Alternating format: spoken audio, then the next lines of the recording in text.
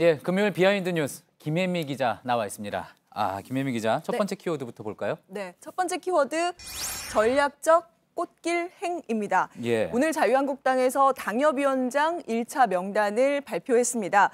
대구 북구을 위원장의 홍준표 대표가 확정됐습니다. 대구 북구을이요. 결국 이제 홍 대표가 됐군요. 저희가 예전에도 뭐 보도 내보내고 전해드리고 했지만 대구 북구을 위원장이 이제 후보가 됐다는 것만으로도 논란이 됐었는데 결국은 이제 자신이 임명한 특위에서 면접을 본 거니까 사실 어떻게 보면 뭐 당연한 결과라고도 볼 수 있겠죠. 그렇습니다. 그래서 자유한국당 쪽에서는 전략적 선택이다라고 설명을 했는데요. 직접 그 이유를 들어보시죠. 예.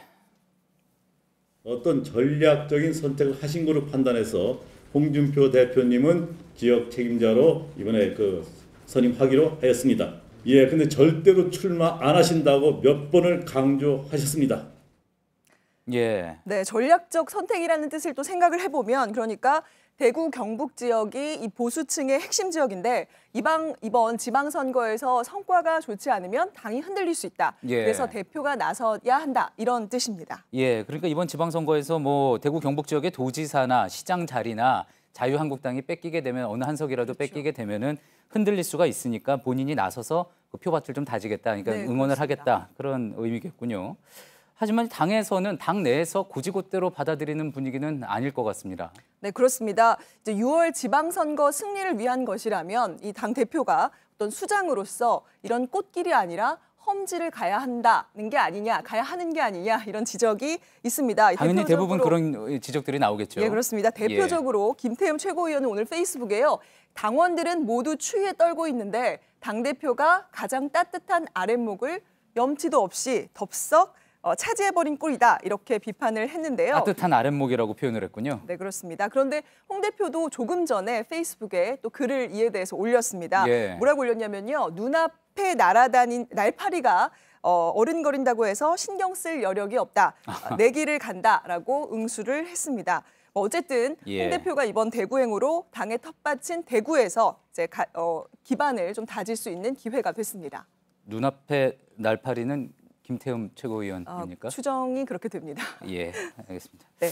자, 그런데 이제 뭐 이렇게 생각해 볼 수도 있을 것 같습니다. 물론 뭐 이번 지방선거나 다음 총선에 대구 경북 지역에 이제 홍 대표가 출마를 하지 않는다 하더라도 차기 대선으로 봤을 때는 좀 더 다른 이야기 아니냐. 어떻게 보면 경남지사를 했기 때문에 경남 쪽에도 기반이 있고 또 그리고 대구 경북 쪽에 이렇게 또 당협위원장을 한다 그러면은 본인의 차기 대선을 위해서 어떻게 상당히 유리한 고지에 오르는 것 아니냐 이런 해석도 나올 수 있지 않나요?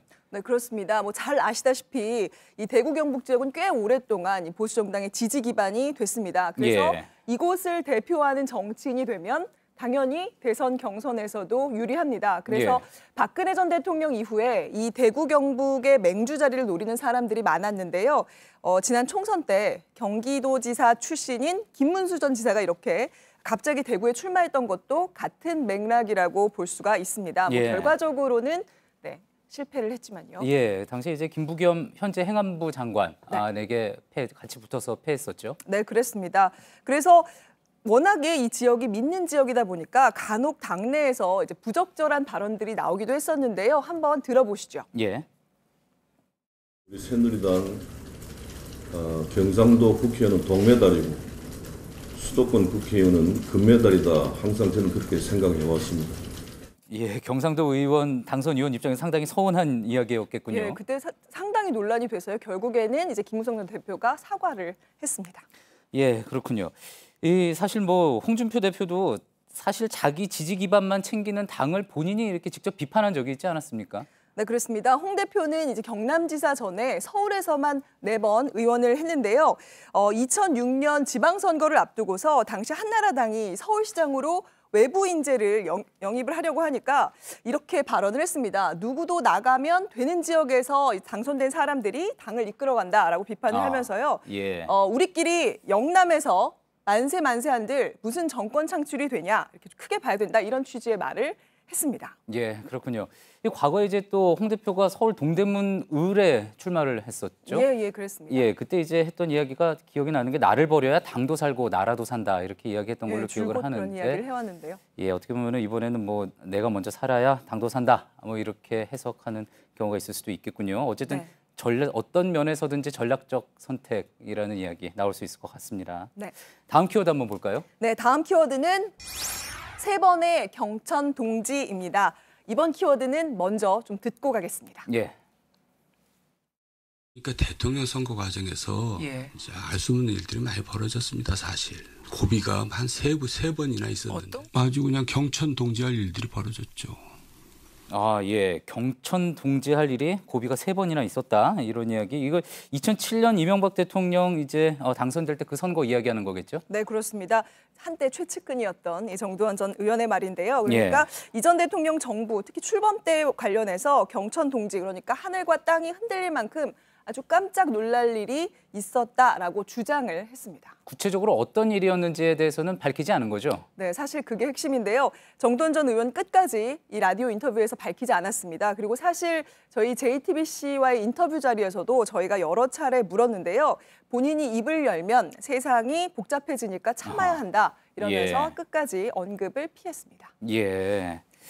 하지만 또 이 정두환 의원이 저희와 인터뷰를 하면서 이명박 정부 시절에 그 공직윤리지원관실의 민간인 사찰과 관련해서는 어느 정도의 구체적인 이야기를 풀어놨는데요. 함께 한번 들어보시죠. 예.